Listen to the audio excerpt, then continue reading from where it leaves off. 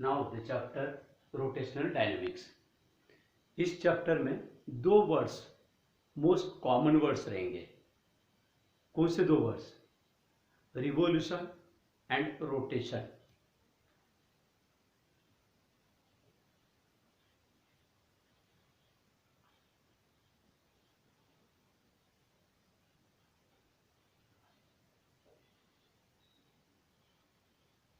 ये दो वर्ड्स। अब रिवोल्यूशन यानी क्या? बॉडी रिवॉल्व होंगी। फॉर एग्जांपल ये बॉडी लिए, ये ऑब्जेक्ट लिए, ठीक है, तो ये इस तरह से, इसकी ये मोशन सर्कुलर मोशन बोलेंगे और उसका जो हो रहा वो रिवोल्यूशन कहा जाएगा। ये रिवोल्यूशन। अब ये रिवोल्यूशन होते वक्त क्या कर रही है बॉडी, ऑब्जेक्ट क्या कर रही है? सर्कुलर मोशन परफॉर्म कर रही है। उसका हर एक पार्टिकल भी देखो, जैसे यहां रहने वाला पार्टिकल, तो देखो यहां कॉन्सेंट्रेट करो, जब बॉडी ऐसे जाएगी यहां रहने वाला पार्टिकल वो भी सर्कल पर चला जाएगा, यानी उसका every particle circular motion perform करेगा। अच्छा, जिस एक्सिस के अबाउट वो रिवॉल्व होगी वो एक्सिस, लेकिन देखो अभी कहाँ होगा, तो ये जैसे ये मेरा हाथ एक्सिस, तो ये इस तरह से, यानी ये एक्सिस बॉडी के बाहर है, बॉडी से नहीं जा रहा, यानी here this body is revolving in this way about this axis. The axis is not passing through the body. Every particle of the body or the body itself is performing circular motion. Every particle is performing circular motion about the axis which is passing, which is outside the body. लेकिन rotation में क्या होगा? तो rotation क्या बात होगी? जैसे for example ये लिए, ये एक्सिस और अभी, तो ये रोटेट हो रहा, ये रोटेशनल मोशन। रोटेशन में क्या हो रहा? रोटेशन में भी हर एक पार्टिकल सर्कुलर मोशन परफॉर्म करता है। जैसे फॉर एग्जांपल यहां रहने वाला पार्टिकल वो ऐसे जाए, ऑब्जेक्ट रोटेट हो रही, बॉडी रोटेट हो रही है, लेकिन पार्टिकल कौन सी मोशन परफॉर्म करेगा? Circular motion. यहां भी पार्टिकल सर्कुलर मोशन परफॉर्म करेगा, लेकिन एक्सिस देखो, एक्सिस खुद ऑब्जेक्ट से पास हुआ, बॉडी से पास हुआ। So this is only the difference between the rotation and revolution, rotational motion and circular motion. क्या डिफरेंस है? In case of the circular motion the axis is outside the body, while in case of rotational motion the axis is passing through the body. And what is similarity between these two? In both the cases particles are performing circular motion. यहां भी particle circular motion perform कर रहे हैं और यहां भी particle circular motion ही perform कर रहे हैं। पार्टिकल्स किसके? ऑब्जेक्ट के। तो what they are doing? Circular motion perform कर रहे हैं। तो दोनों में काफी सिमिलैरिटी है, इसलिए सर्कुलर मोशन के बारे में तुमको अगर पता है तो similar logic can be applied to the rotational motion also. इसलिए रोटेशनल डायनामिक्स अगर देखना है तो पहले सर्कुलर डायनामिक्स देखना पड़ेगा। चलो पहले डायनामिक्स क्या है ये पहले देख लेते हैं। तो डायनामिक्स के पहले काइनेमेटिक्स, यानी कोई भी मोशन दो पार्ट में डिवाइड की जाती है, one kinematics and another dynamics. Kinematics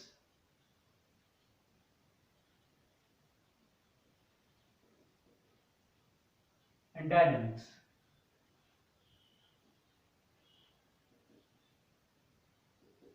kinematics में क्या है? यानी ये दोनों मोशन के पार्ट्स है, मोशन को दो पार्ट में डिवाइड करेंगे, काइनेमेटिक्स एंड डायनामिक्स। तो काइनेमेटिक्स मतलब क्या? तो वहां मोशन की स्टडी करेंगे, लेकिन वो मोशन किसकी वजह से है ये नहीं कहा जाएगा, उसके बारे में नहीं सोचा जाएगा। मोशन की स्टडी करेंगे।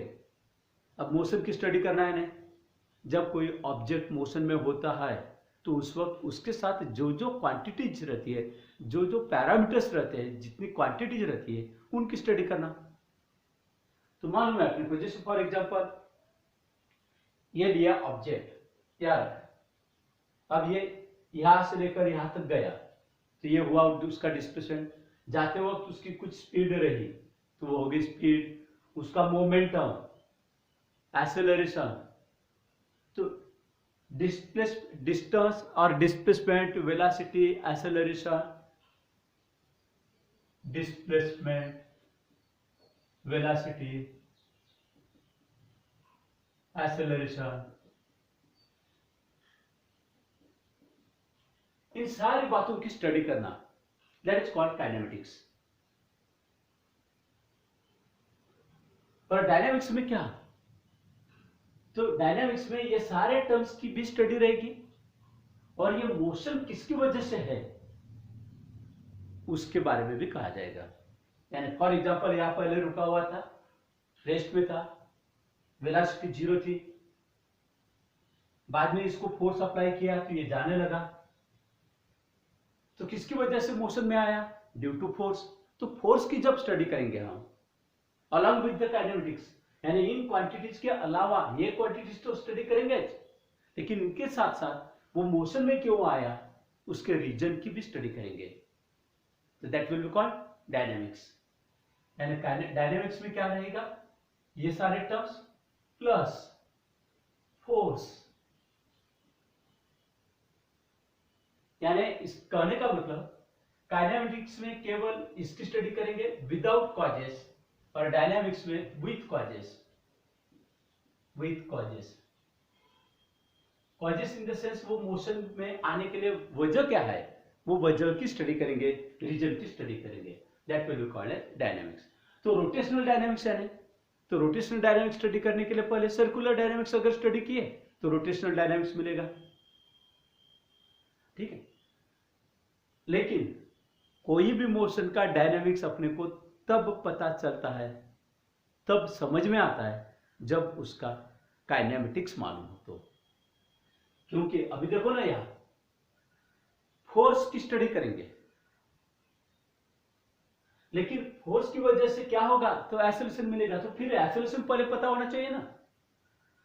इसलिए कोई भी मोशन का डायनामिक्स हमको तब समझ में आता है जब हम उसका काइनेमेटिक्स समझते हैं। तो इसीलिए इस चैप्टर की शुरुआत हमको रोटेशनल काइनेमेटिक्स से करनी पड़ेगी, तब कहीं रोटेशनल डायनामिक्स समझ में आएगा, यानी काइनेमेटिक्स ऑफ रोटेशनल मोशन।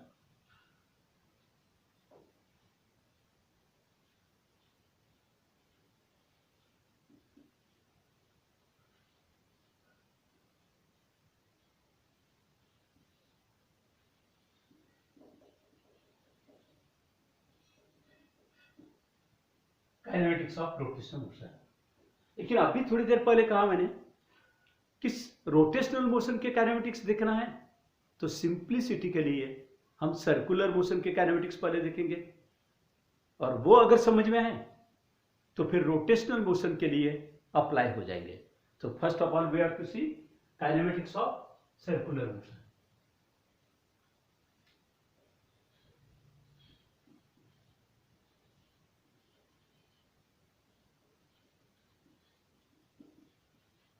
चलो, अभी कहा मैंने सर्कुलर मोशन के काइनेमेटिक्स। काइनेमेटिक्स मतलब क्या, तो डिस्प्लेसमेंट, वेलोसिटी, एक्सेलरेशन, ये टर्म्स अपने को देखना पड़ेगा। अब तुमको लगेगा कि ये टर्म्स मालूम है, तो वो सारे टर्म्स थे जो तुमको मालूम है, डिस्प्लेसमेंट, वेलोसिटी और एक्सेलरेशन, मोमेंटम वगैरह, ये सारे टर्म्स थे जब ऑब्जेक्ट एक जगह से दूसरे जगह तक जा रहा था, यानी वो मोशन थी ट्रांसलेशनल मोशन के बारे में। अब यहां बॉडी की मोशन, मोशन तो है लेकिन बॉडी की मोशन सर्कुलर है, तो यहां ऐसे ही कुछ टर्म्स आएंगे, लेकिन उनको नाम थोड़े से चेंज करेंगे उनके नाम, और वो क्या है इसके पूरे डिटेल्स देखेंगे अपन under the heading of kinematics of circular motion. सबसे पहले यहां देखते हैं हम रेडियस वेक्टर, पहला टर्म।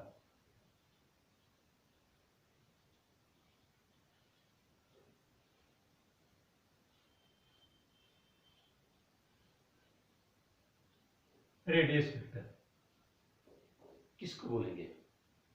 अब उसके लिए एक एग्जांपल, जैसे यह पार्टिकल, ये है मेरा सर्कल ड्रॉ करने का ऑब्जेक्ट,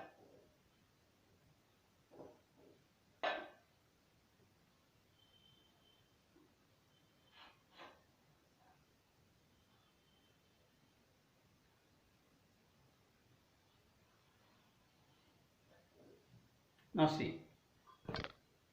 यहां एक पार्टिकल इस सर्कल पर सर्कुलर मोशन परफॉर्म कर रहा एंटी क्लॉकवाइज डायरेक्शन में। यह रहा उसका सेंटर ओ सर्कुलर मोशन का, ठीक है। अब इस सर्कल के सर्कमफेरेंस पर कितने पॉइंट्स होंगे? पॉइंट्स बोल रहा हूं मैं, पार्टिकल और पॉइंट में फर्क है। पॉइंट यानी फिक्स्ड लोकेशन, यहां इनफाइनाइट नंबर ऑफ पॉइंट्स है। मैं अगर यहां एक नाम दे देता हूं उसे पॉइंट ए, फिर उसके सामने point B, point C, point D and so on up to infinity, infinite number of points. मैं यहां अगर एक आध नाम दे दिया पॉइंट बी,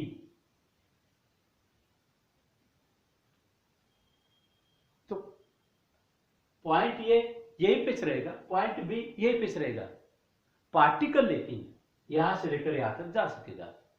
वो जाने वाला कौन रहेगा? Particle, not point. Point fix है। एक सिंपल एग्जांपल लेते हैं अपन, बस जाती है भंडारा से नागपुर, नहीं क्या?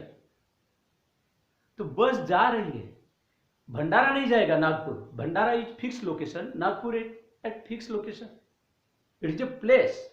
Similarly A is a point, fixed point. B is also another point, fixed point. One particle may go from A to B in this way.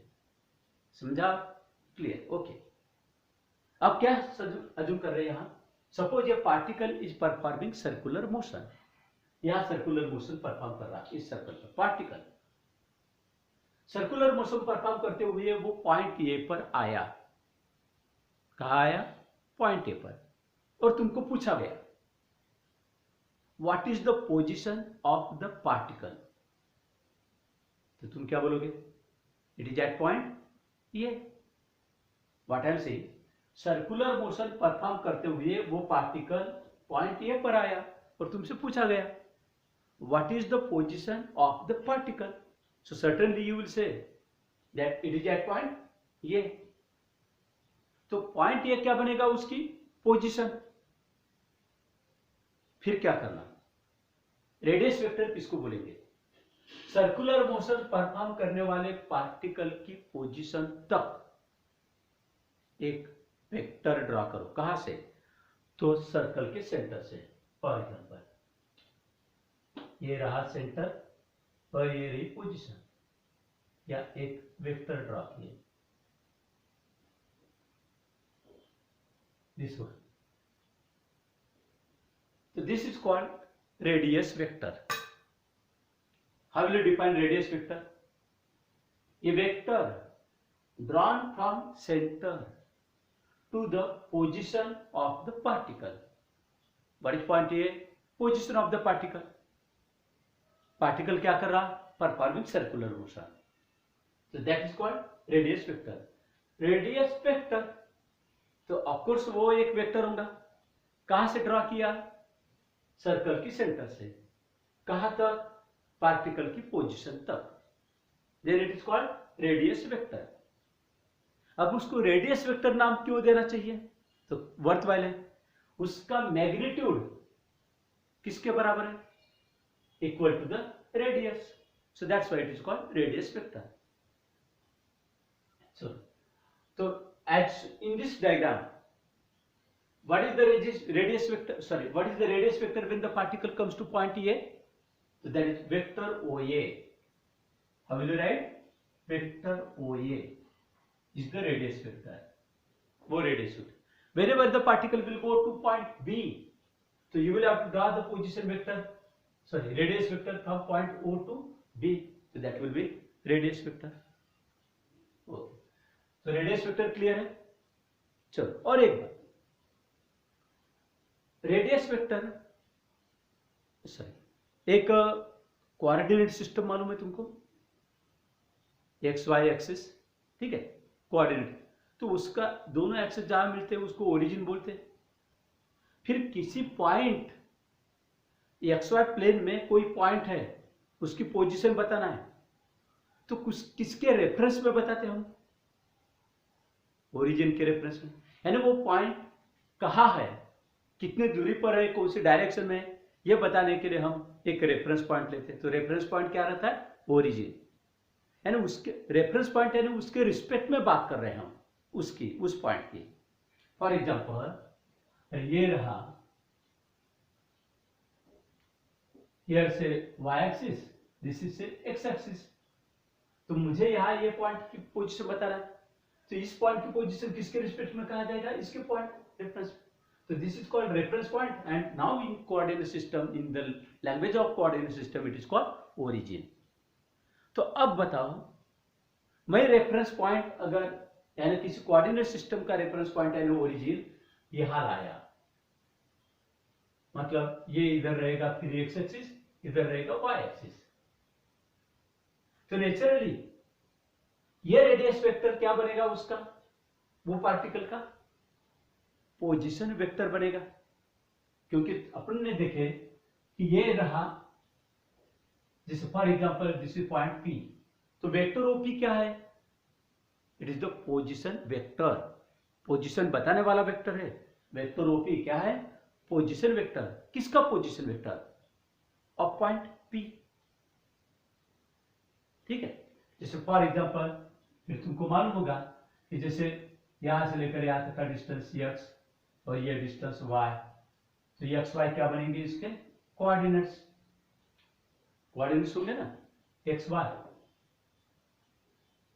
तो position vector, vector OP will be written as x into i क्या plus y into j क्या। Can you recall? Okay, तो position, this is the position vector because it tells the position of the point P. अब मुझे क्या बताना है कि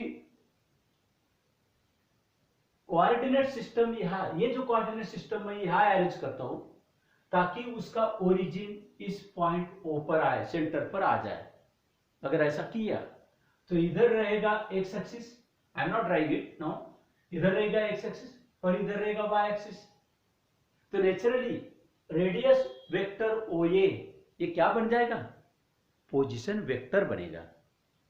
तो when does the position vector means radius vector becomes the position vector? Radius vector position vector कब बनता है? जब कोऑर्डिनेट सिस्टम का रेफरेंस पॉइंट यानी ओरिजिन सेंटर पर अरेंज किए तो then radius vector becomes the position vector. याद रखो, ये बात अपने को यूटिलाइज होगी जब कोऑर्डिनेट सिस्टम का ओरिजिन अरेंज किया हमने सेंटर पर, तो रेडियस वेक्टर, पार्टिकल का रेडियस वेक्टर, इस वेक्टर को रेडियस वेक्टर कहा जाता है। किसका? पार्टिकल का। कौन सा पार्टिकल? जो सर्कुलर मोशन परफॉर्म कर रहा है वो पार्टिकल। तो then radius vector becomes the position vector. चलो यहां तक क्लियर है? रेडियस वेक्टर एवरीथिंग ओके, मतलब radius vector becomes position vector.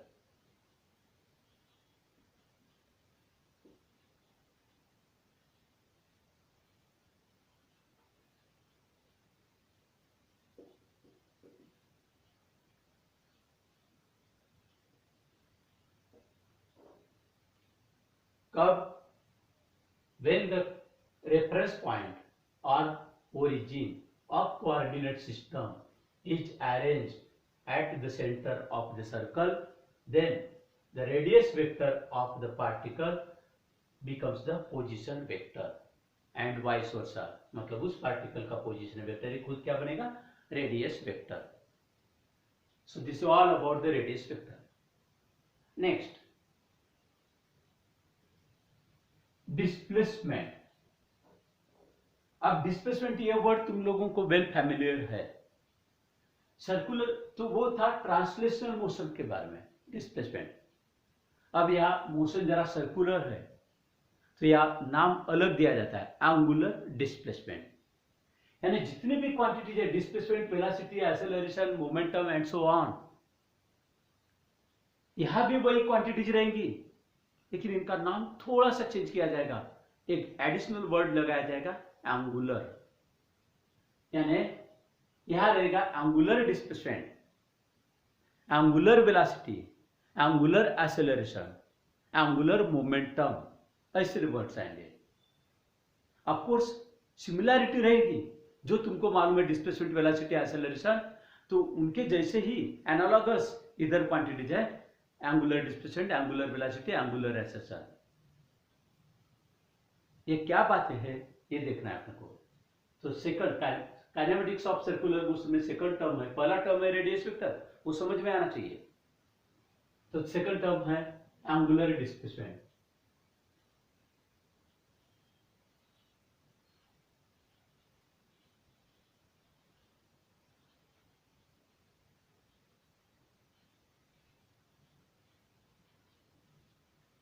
फिलहाल इसका कोई मैं सिंबल क्या होगा ये नहीं बताता। डिस्प्लेसमेंट का सिंबल मालूम है तुमको, यस, वेक्टर यस, लेकिन एंगुलर डिस्प्लेसमेंट बोलेंगे, किसको बोलेंगे ये देखते हैं। अब देखो यहां सर्कुलर मोशन परफॉर्म करने वाला पार्टिकल जैसे जैसे आगे जाता है तो उसका रेडियस वेक्टर भी जाने लगेगा। समझो, पॉइंट ए पर आने के बाद पार्टिकल सर्कुलर मोशन परफॉर्म करते हुए पॉइंट ए पर आने के बाद आगे जाने लगा, ताकि उसका रेडियस वेक्टर भी देखो, यहां पहले रेडियस वेक्टर था वो ऐसा जाने लगेगा और पॉइंट बी पर पहुंच गया। तो पॉइंट बी पर जब पहुंच जाएगा तो हम बोलेंगे कि रेडियस वेक्टर यहां आया,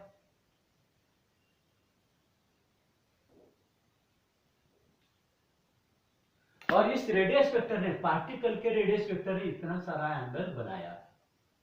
इसी एंगल को कहा जाता है angular displacement. What is angular displacement? It is the angle. किसने डिस्क्राइब किया, किसने बनाया वो एंगल? डिस्क्राइब किया ऐसे बोलेंगे। एंगल मेड बाय बोलने से बेहतर है एंगल डिस्क्राइब। डिस्क्राइब करना मतलब ये देखो, यहां से निकला, इस तरह से डिस्क्राइब करते हुए गए। तो एंगल मेड बाय नहीं बोलेंगे, एंगल डिस्क्राइब्ड बाय। किसने डिस्क्राइब किया? तो रेडियस वेक्टर ने। ठीक है, angle described by the radius vector of A particle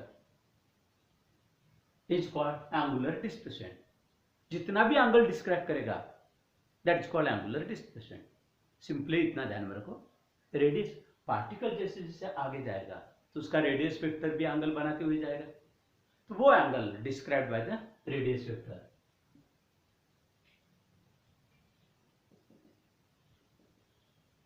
angle described bye radius vector.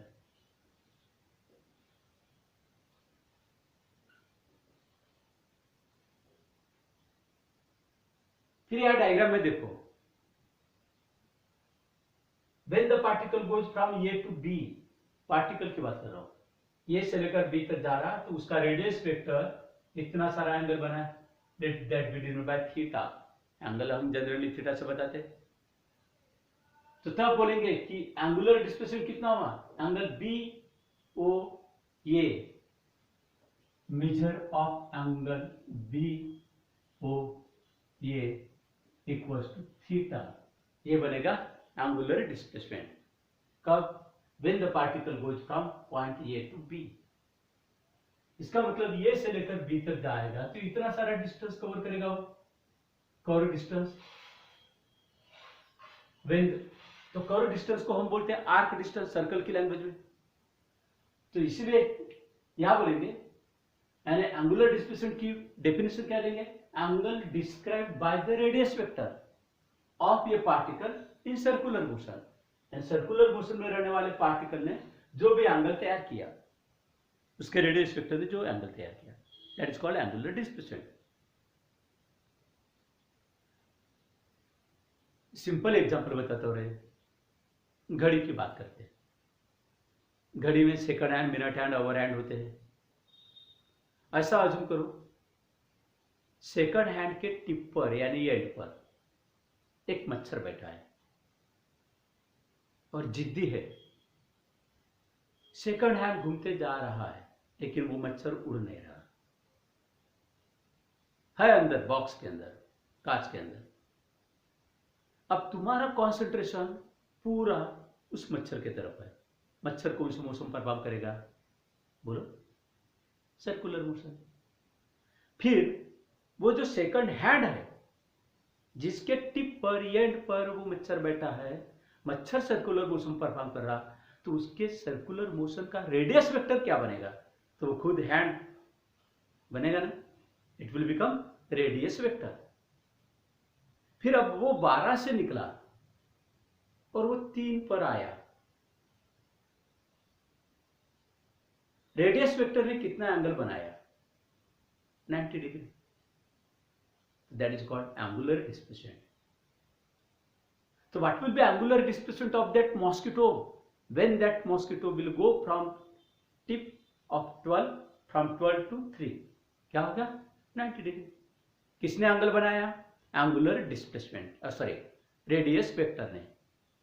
किसका रेडियस वेक्टर था? मॉस्किटो का। मॉस्किटो कौन से मोशन परफॉर्म कर रहा? Circular motion.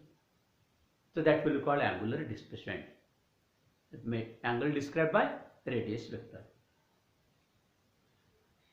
अब इसका यूनिट और डायमेंशन देखना है तो उसके लिए पहले फॉर्मूला बनाना पड़ेगा।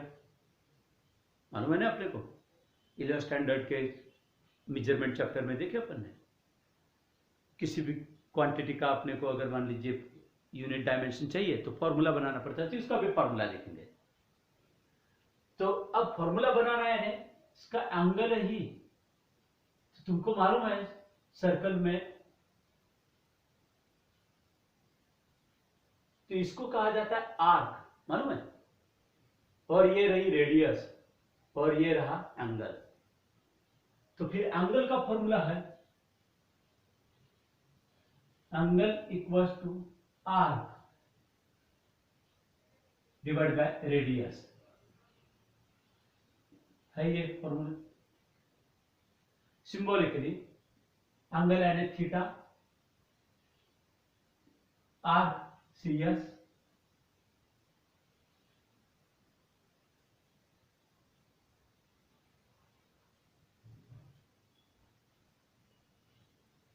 और रेडियस है R। इस तरह से फॉर्मूला।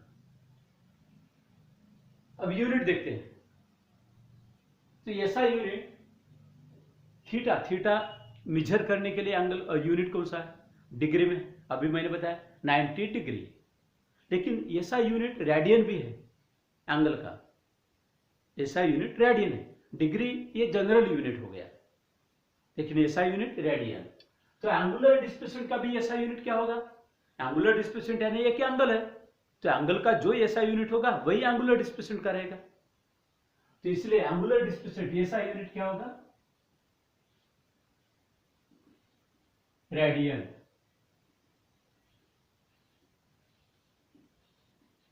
शॉर्टली रिटन है रेड। फिर डायमेंशंस क्या होगी? तो डायमेंशंस के लिए ये फॉर्मूला देखो। यस यानी आर्क डिस्टेंस। आर्क डिस्टेंस यानी ये डिस्टेंस। तो मेजर करेंगे तो वो आएगा ऐसा, वो आर्क लेंथ मेजर करना हो जाएगा, यानी वो मेजर करेंगे तो वो एक तरह की क्या हो जाएगी? लेंथ। तो आर्क के डायमेंशन क्या हो गए? लेंथ। अरे आर्क डिस्टेंस मेजर करना, कर्व क्यों ना हो लेकिन डिस्टेंस है ना आफ्टर ऑल। तो डिस्टेंस मेजर करना है ना, लेंथ मेजर करना, इसलिए उसके डायमेंशंस क्या होंगे? यल। अच्छा, रेडियस मेजर करना तो वो भी एक तरह का डिस्टेंस है, मतलब वो भी एक क्या है? लेंथ है ये। तो लेंथ रेडियस की भी डायमेंशन क्या होंगे? यल। तो टोटल डायमेंशन क्या होंगे? L1 और ये -1 हो जाएगा। तो L to the power 0। Don't say that L will get cancel. L to the power 0 हो जाएंगे। अरे इसका पावर 1, ये भी पावर 1, तो 1 ऊपर जाता है तो -1, तो 1 - 1 0, L to the power 0। This will be the dimension. L 0 dimension हो गए, मास और टाइम की तो बात ही नहीं की, तो डायमेंशंस क्या होंगे, सारे 0 हो जाएंगे। Dimensions m0, l0 and t0, सब कुछ 0। इसलिए हम बोलेंगे कि angular displacement is dimensionless quantity, no dimensions are there, it has unit radial but no dimensions, dimensionless quantity है एंगुलर डिस्प्लेसमेंट। चलो अब देखते हैं कि ये, अच्छा एक एग्जांपल लेकर एंगुलर डिस्प्लेसमेंट, डिस्टेंस और डिस्प्लेसमेंट, इनमें क्या रिलेशन आता है, क्लियर बात हो जाएगी। जैसे फॉर एग्जांपल पार्टिकल ये से लेकर यहां गया, या कोई पॉइंट सी है समझो, और लगभग उसने क्वार्टर सर्कल कंप्लीट किया, क्वार्टर सर्कल। अच्छा सेमी सर्कल लेता हूं मैं, यहां से लेकर पार्टिकल यहां आया टी पॉइंट पर, सेमी सर्कल हो जाएगा। पार्टिकल सर्कुलर मोशन परफॉर्म करने वाला पार्टिकल, मतलब इन सेमी सर्कल।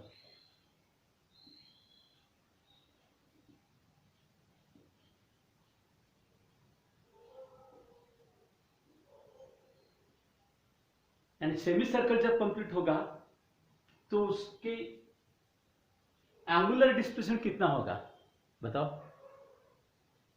पार्टिकल यहां से लेकर यहां तक आया, एंगुलर डिस्प्लेसमेंट कितना हुआ, theta. Angular displacement 180 degree, 180 degree के radian pi radian, degree 180 degree, radian pi, ये सिंबल दिया जाता है पाई रेडियन। आरएडी भी लिखा जाता है लेकिन सी भी लिखा जाता है, pi radian. Angular displacement,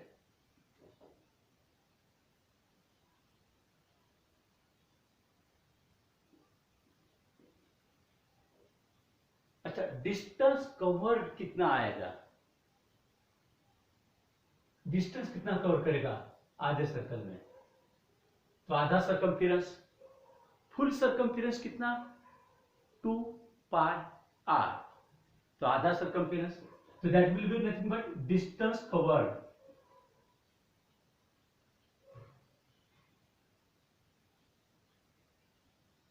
distance covered, distance covered कितना हो जाएगा 2 पाई आर के half, 2 pi R, 2 pi R उसका हाफ, मतलब 2 से डिवाइड करो, it will be nothing but pi R. ये हुआ डिस्टेंस कवर्ड। अभी डिस्प्लेसमेंट निकालो,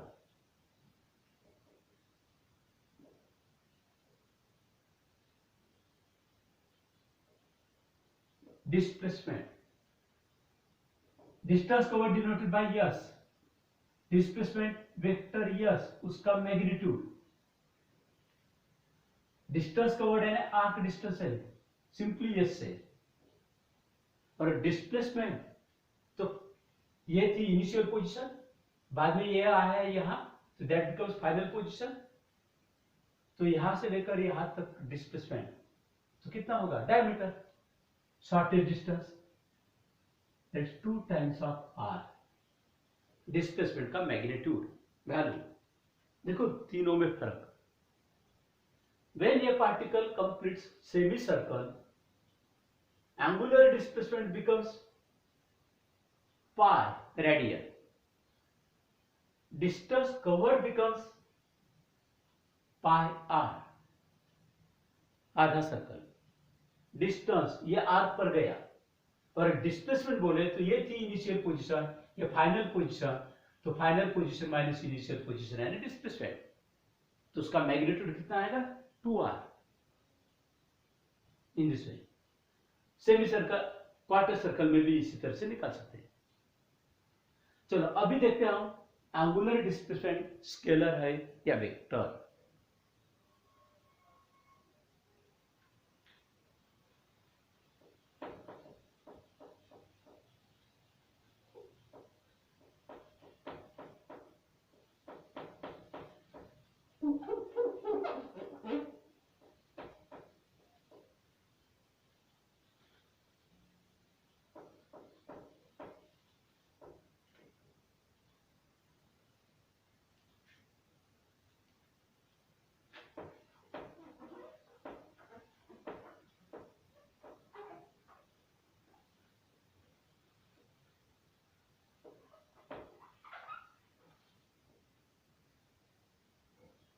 एंगुलर डिस्प्लेसमेंट, स्केलर या वेक्टर, तुमको लगेगा डिस्प्लेसमेंट है, तो जिस तरह से डिस्प्लेसमेंट वेक्टर है तो इसी तरह से एंगुलर डिस्प्लेसमेंट भी वेक्टर होना चाहिए, लेकिन ये जरा कंडीशन के ऊपर डिपेंडेंट है।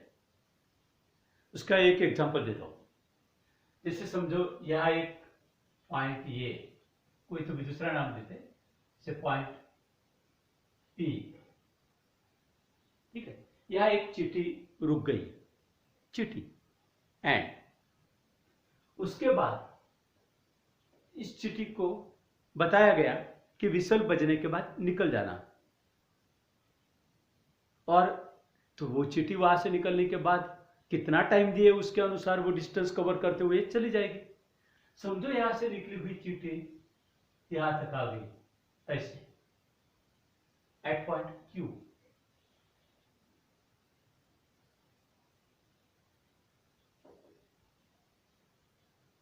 हुआ क्या कि पी पॉइंट से निकलने के बाद हमने उसको जाने के लिए दिया वाला टाइम दिए t इक्वल्स टू से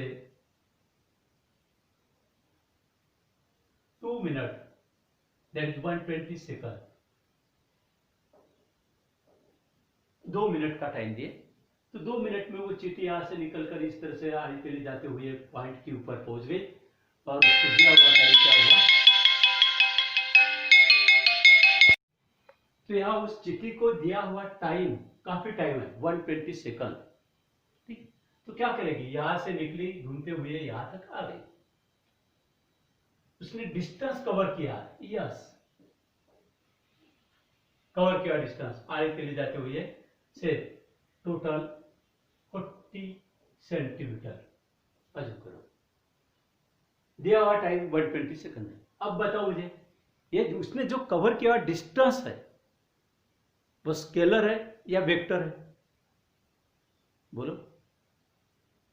कवर किया हुआ डिस्टेंस, ये देखो कभी इधर आ जाती, क्या हुआ, एक स्पेशल पर्टिकुलर डायरेक्शन है क्या उसको, नहीं, simply it is covering the path, तो वो क्या है, स्केलर है। टाइम कितना है, 120 सेकंड। तो उस टाइम को हम फाइनाइट टाइम बोलते हैं, फाइनाइट, और फाइनाइट टाइम में कवर किया डिस्टेंस भी फाइनाइट डिस्टेंस है, मेजर कर सकते हैं 40 सेंटीमीटर, तो वो स्केलर है। लेकिन बाय द वे, अगर मान लीजिए इसी चींटी को हम यहां से निकलने के बाद टाइम दिया मैंने t equals to 0.01 second, 1 second भी नहीं, 1 सेकंड के 100 पार्ट कर दिए, और 100, तो यहां से P पॉइंट से निकलते बराबर घड़ी शुरू किए, और टाइम कितना दिए, 0.01 सेकंड, यानी 1 सेकंड के 100 पार्ट किए, और 100 पार्ट में से 1 पार्ट इतना कम टाइम दिए। क्या करेगी वो चींटी, यहां तक पहुंच जाएगी, नहीं, बड़े मुश्किल से अपना पैर ऊपर उठाकर दूसरे जस्ट आगे वाले पॉइंट पर रखेगी। वो जो आगे वाला पॉइंट है इतना पास में रहेगा, समझो पी के, कि उसने कवर किया डिस्टेंस नेग्लिजिबल डिस्टेंस रहेगा, तो उस डिस्टेंस को बोलते हैं हम infinitesimal distance. What it is called, infinitesimal distance.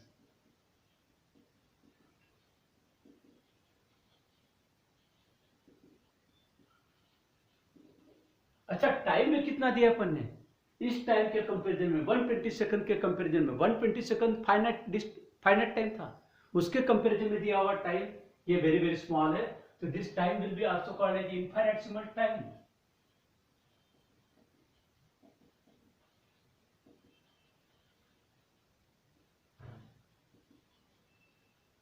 और जब कोई भी क्वांटिटी जब इनफाइनेटिसिमल बोलते हैं तो उस क्वांटिटी के सामने, सिंबल के सामने पहले डेल्टा लगाया जाता है। तो now this time better way will not be denoted by t but it will be denoted by delta t। किसे बताएंगे, delta t, t for time, but it being the infinitesimal it is denoted by delta t। Similarly उतने कम time के अंदर cover किया distance, वो distance भी क्या रहेगा, इनफाइनेटिसिमल डिस्टेंस, तो infinitesimal distance will be denoted by delta s। Why delta s? S is nothing but distance, लेकिन it is very very small, so then it will be delta S. तो delta S distance क्या होगा? Hardly 1 millimetre, नहीं 1 millimetre भी नहीं, 0.001 centimetre से इसके comparison में ये फाइनाइट डिस्टेंस। अब बताओ मुझे जरा, इमेजिन करो कि P पॉइंट से निकलने के बाद जस्ट आगे वाले पॉइंट पर जाएंगे, वो आगे वाला पॉइंट इतना क्लोज रहेगा कि P पॉइंट और वो क्लोज वाला पॉइंट जिस पॉइंट पर वो जाने वाली है चींटी, उन दो पॉइंट के बीच में तीसरा पॉइंट है ही नहीं। There will be no third point possible. जो फर्स्ट पॉइंट था उसके बाद हमको यहां से निकलने के बाद दिया हुआ टाइम इनफाइनेटसिमल है, तो इतने कम टाइम के अंदर कवर किया डिस्टेंस भी इनफाइनेटसिमल रहेगा। वो इतना इनफाइनेटसिमल रहेगा कि वो डिस्टेंस दो पॉइंट के बीच में तीसरा पॉइंट है ही नहीं। अब देखो ये एक पॉइंट और ये जस्ट आगे वाला पॉइंट, तो इन दो पॉइंट के बीच में डिस्टेंस भी क्या रहेगा? स्ट्रेट ही माना जाएगा, क्योंकि तीसरा पॉइंट है ही नहीं उधर कर्व वाला। तो वो डिस्टेंस क्या रहेगा? स्ट्रेट। और स्ट्रेट डिस्टेंस को हम क्या नाम देते हैं? डिस्प्लेसमेंट। तो मतलब ये होगा कि ये डिस्टेंस इनफाइनेटसिमल डिस्टेंस है, तो वो स्ट्रेट डिस्टेंस रहेगा और वो बनेगा डिस्प्लेसमेंट। तो डिस्प्लेसमेंट कौन सी क्वांटिटी है? Vector quantity. तो वेक्टर क्वांटिटी मतलब mod of vector delta S, ऐसा लिखा जाएगा उसको। इनफाइनेटसिमल डिस्टेंस है, इनफाइनेटसिमल डिस्टेंस स्ट्रेट होता है, और स्ट्रेट डिस्टेंस यानी डिस्प्लेसमेंट हुआ। तो डिस्प्लेसमेंट क्या है? वेक्टर क्वांटिटी है। तो मतलब वेक्टर डेल्टा एस लिखा जाएगा उसको, और उसका मैग्नीट्यूड इतना है, ऐसा कहा जाएगा। एनीवे, अब बताओ मुझे, ये जो इनफाइनेटसिमल टाइम के अंदर कवर किया हुआ डिस्टेंस, ये स्केलर है या वेक्टर है? पहले ये बताओ। It will be nothing but vector. चीटी तो वही है, सिर्फ इतना है कि उसको जाने के लिए दिया हुआ टाइम फाइनाइट है या इनफाइनेटसिमल है, उसके अनुसार उसने कवर किया हुआ डिस्टेंस स्केलर रहेगा या वेक्टर रहेगा, ये डिसाइड हुआ। वंस अगेन, चीटी वही है और दोनों केसेस में वो डिस्टेंस ही कवर कर रही है। सिर्फ इतना है, फर्स्ट केस में उसको दिया हुआ टाइम फाइनाइट है, तो कवर किया हुआ डिस्टेंस भी फाइनाइट है, तो वो स्केलर है। यानी finite distance is a scalar in general. Finite distance is scalar. But infinitesimal time अगर देते तो इनफाइनेटसिमल टाइम के अंदर कवर किया हुआ डिस्टेंस भी इनफाइनेटसिमल रहेगा और वो रहेगा वेक्टर। तो क्या कंक्लूजन मिला अपने को? ट्रांसलेशनल मोशन में, ये ट्रांसलेशनल मोशन हो गई, लीनियर मोशन होगी, translational motion, that directly linear motion. तो ट्रांसलेशनल मोशन में फाइनाइट टाइम में कवर किया हुआ डिस्टेंस स्केलर होता है in general, not always but in general. Finite time में कवर किया हुआ डिस्टेंस स्केलर होता है, लेकिन इनफाइनेटसिमल टाइम में कवर किया हुआ डिस्टेंस वेक्टर होता है। अलॉन्ग सिमिलर लाइन, वही लॉजिक लेकर ध्यान में रखो। अब यहां से सर्कुलर मोशन परफॉर्म करने वाला पार्टिकल पॉइंट ए से निकलने के बाद उसको दिया हुआ टाइम अगर फाइनाइट है ताकि वो पॉइंट बी पर पहुंच जाएगा, तो ये इतना सारा एंगुलर डिस्प्लेसमेंट होगा, ये स्केलर माना जाएगा। ए से निकलने के बाद दिया हुआ टाइम फाइनाइट टाइम है, काफी टाइम दिए ताकि वो चींटी ए से लेकर बी तक चली गई, टाइम दिया, फाइनाइट टाइम है।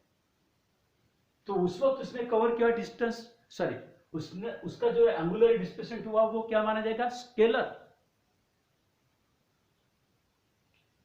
लेकिन अगर बाय द वे ये से निकलने के बाद दिया हुआ टाइम इनफाइनेटसिमल होता, डेल्टा टी होता, शायद ये से लेकर बी तक जाने के लिए लगने वाला टाइम एस इक्वल टू समझो 90 सेकंड, तो 90 सेकंड में या 90 सेकंड फाइनाइट टाइम है, तो फाइनाइट टाइम में होने वाला एंगुलर डिस्प्लेसमेंट इतना है, say approximately 40 degree, theta equals to 40 degree, ये स्केलर क्वांटिटी मानी जाएगी। लेकिन अगर बाय द वे यहां से लेकर यहां से निकलने के बाद दिया हुआ टाइम डेल्टा टी है और डेल्टा टी टाइम की वैल्यू 0.0001 सेकंड है। तो क्या होगा, वो पार्टिकल जस्ट आगे चला जाएगा और तब उसका रेडियस वेक्टर थोड़ा सा लिटिल बिट निग्लिजिबल एंगल बनाएगा, तो that will be called infinitesimal angular displacement. और वो इनफाइनेटेसिमल एंगुलर डिस्प्लेसमेंट फिर क्या माना जाएगा, वेक्टर।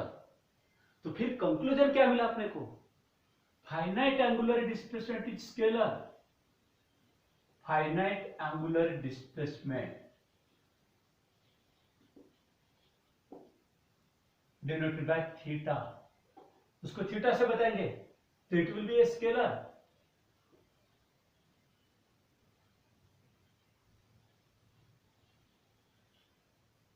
जबकि infinitesimal angular displacement, infinitesimal and finite angular displacement है ना, फाइनाइट टाइम में होने वाला एंगुलर डिस्प्लेसमेंट, और इनफाइनेटेसिमल एंगुलर डिस्प्लेसमेंट है ना, इनफाइनेटेसिमल टाइम में होने वाला एंगुलर डिस्प्लेसमेंट। तो इनफाइनेटेसिमल एंगुलर डिस्प्लेसमेंट कैसे दिखाया जाएगा, इनफाइनेटेसिमल एंगुलर डिस्प्लेसमेंट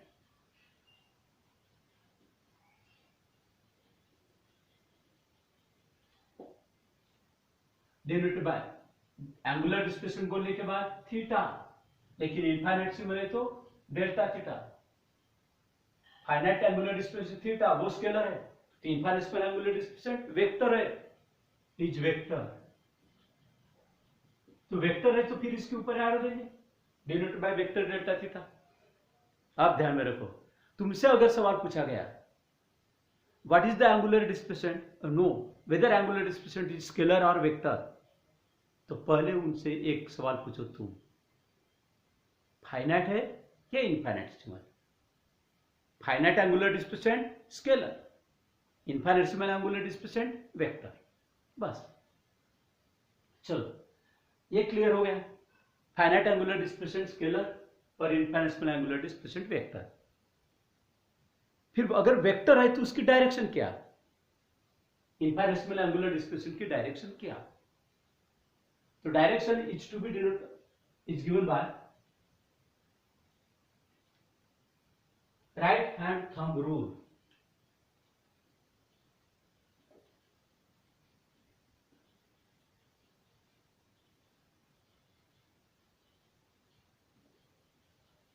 और simply right hand screw rule ऐसा भी कहा जाता है,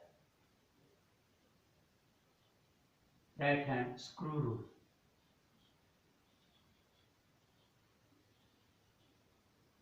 इससे वो डायरेक्शन दी जाती है। अब ये रूल कैसा है, अज्यूम करो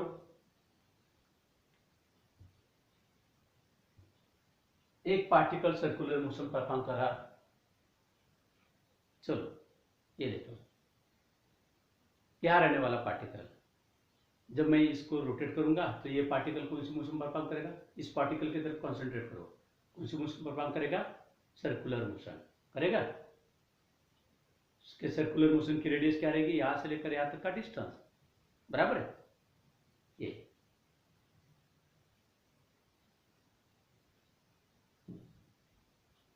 अब स्क्रू रूल क्या कहता है कि अपने राइट हैंड फिंगर से जिस एक्सिस के अबाउट ये पार्टिकल सर्कुलर मोशन परफॉर्म कर रहा हो उस एक्सिस को होल्ड करो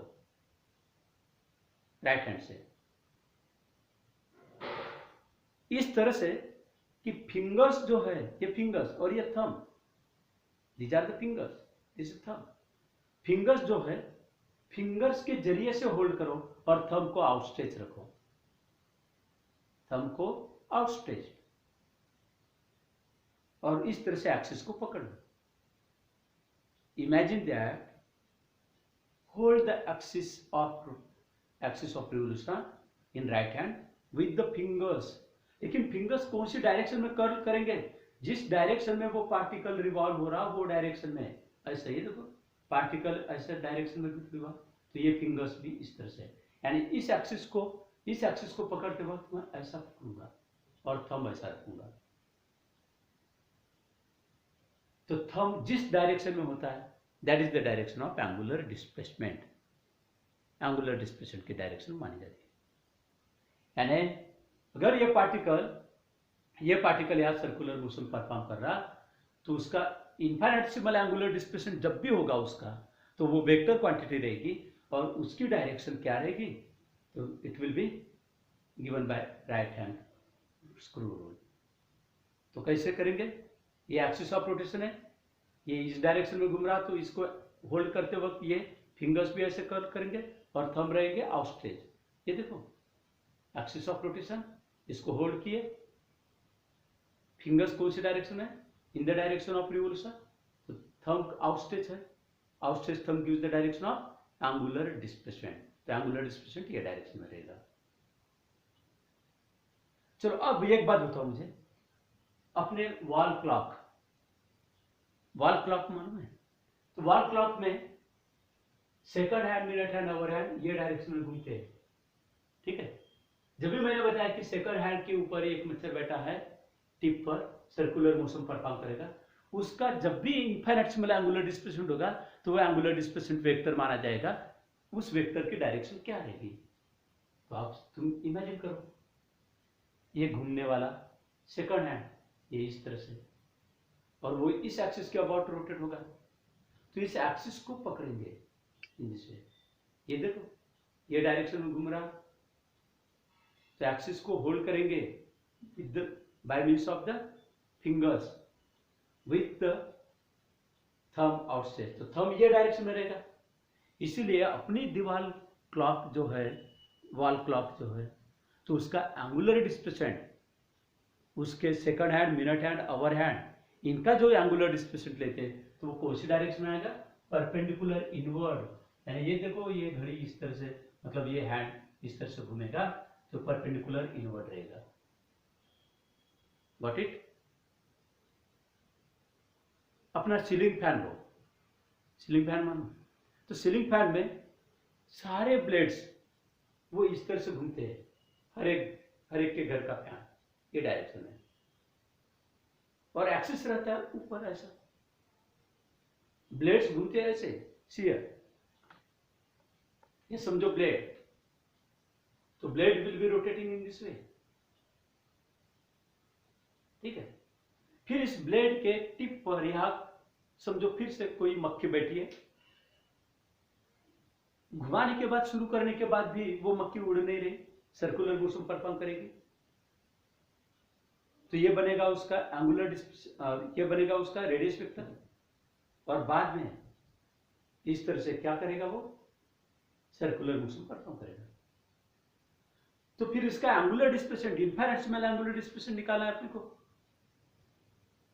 इनफाइनेटेसिमल एंगुलर डिस्प्लेसमेंट, तो ये है एक्सिस, हम इस एक्सिस को पकड़ेंगे, ये घूम रहा है ये डायरेक्शन में, तो अपने राइट हैंड फिंगर्स भी ये डायरेक्शन में होना चाहिए, ऐसे नहीं, ऐसा अगर करता हो तो ये ऐसा ब्लेड घूमेगा, एक्चुअली सीलिंग फैन इस डायरेक्शन में नहीं घूमता, ये डायरेक्शन में घूमता है, तुम देखो घर का फैन,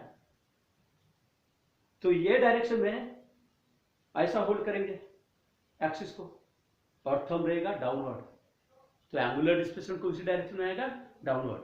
इसलिए ये क्वेश्चन पूछा गया था कॉम्पिटिटिव में, what is the direction of angular displacement in case of the ceiling fan, towards the ceiling vertically up, downward towards the floor, along the tangent that is parallel to the ceiling, or any direction, इस तरह से, तो that will be vertically downward. Got it? Okay. Finally, angular displacement के बारे में अब एक बात देखना है, angular displacement theta equals to s by r, ठीक है। तो इसी से अपने को s का फॉर्मूला मिलेगा, s equals to theta into R, यहां से theta equals to s by r, s equals to theta into R. फिर इनफाइनेटेसिमल क्वांटिटीज लेते हैं, तो ये बनेगा वेक्टर डेल्टा s, वेक्टर बनेगा, उसका मैग्नीट्यूड, तो वेक्टर डेल्टा इसका magnitude equal to vector delta theta, और r is the magnitude of radius vector, ऐसा हो जाएगा फॉर्मूला, मैग्नीट्यूड फॉर्म में, सारी क्वांटिटीज मैग्नीट्यूड फॉर्म में लिखे, लेकिन अगर इसको वेक्टर फॉर्म में लिखना है तो it will be written as vector delta S equal to vector delta theta into vector R. इतना अगर लिखे तो सही होगा। मैग्नीट्यूड फॉर्म बराबर है। ये कहां से आया? एनालॉजी लिए अपन ने, theta equal to S by R मालूम है, उसके अनुसार एस का फॉर्मूला थीटा इंटू आर होगा। तो ये फाइनाइट के लिए, इनफाइनाइट सिंबल के लिए क्या होगा? वेक्टर डेल्टा एस का मैग्नीट्यूड, वेक्टर डेल्टा थीटा का मैग्नीट्यूड और वेक्टर आर का मैग्नीट्यूड। ये मैग्नीट्यूड फॉर्म में बराबर हुआ। तो वेक्टर फॉर्म में क्या होगा? तो vector delta S equal to vector delta theta multiply by vector R. ये उचित होगा क्या? तो अपने को मालूम है, वेक्टर चैप्टर में देखे तुम लोगों ने, व्हाट राइट हैंड साइड में दो वेक्टर्स का प्रोडक्ट आ रहा है और लेफ्ट हैंड साइड एक वेक्टर है। तो दो वेक्टर्स का प्रोडक्ट अगर आता है और वो वेक्टर का प्रोडक्ट अगर वेक्टर आता है तो उन दोनों वेक्टर्स का कौन सा प्रोडक्ट हुआ? क्रॉस प्रोडक्ट, यानी वेक्टर प्रोडक्ट हुआ, ऐसा कहा जाता है। That's why you will have to give here cross. So this is the vector form. Here you have to remember this vector form of the angular displacement and radius vector. इनके बीच में ये relation. This is all about the angular displacement. So in this way you have to remember this.